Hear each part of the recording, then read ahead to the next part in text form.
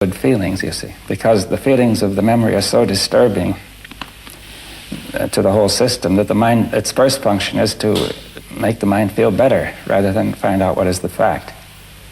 Okay, so we're saying that at this point the mind isn't interested in what's true, it's interested in getting secure. Yeah, it's so disturbed that it wants to come to order first, you see, and it's adopting a wrong way as I see it. The wrong way being? To think about it and try to find thoughts that will make it feel better. So you're saying the thoughts themselves are taking the, in some sense, taking the place of reality, that it's trying to get thoughts. A person is trying to get certain thoughts in his head that make him feel better. Yeah.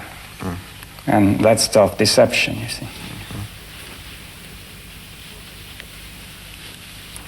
But what makes you think that the primary drive is for security? Oh, we discussed that yesterday, of course, but, well, I wouldn't be sure that's the only primary drive, but it's obviously, for the animal, it's a very important drive to want security. Right? We also want pleasure, and I think that's another drive, which are closely related. But to come back to this question of security, in its limited forms, security is clearly one goal that we have. I mean, people like to have houses and have them secure, and cars and possessions and bank balances and that kind of thing. But there's this factor that comes in when you've got that. There are two things that come in. One is maybe the fear that you lose it, but the other is boredom with the whole thing and the craving for excitement and thrill. And this doesn't seem to fit within this model of this primary and central craving for security. Well, that's why I said it's only one of the drives, right? But there's also the drive toward pleasure, as an example, and much of what you said is included in the drive toward pleasure, right? Well, I'm not so sure. Excitement is pleasurable. I mean, people hope for pleasure and excitement rather than pain, or as a rule.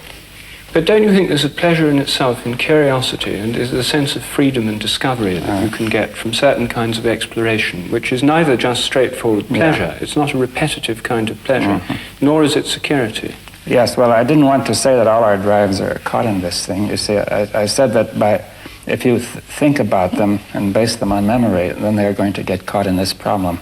Now, there may be a natural, free interest in things, which could be enjoyable, and that need not be a problem, right? But if you were to become dependent on it and think about it and say, if I don't have it, I become very unhappy, then it would be a similar problem.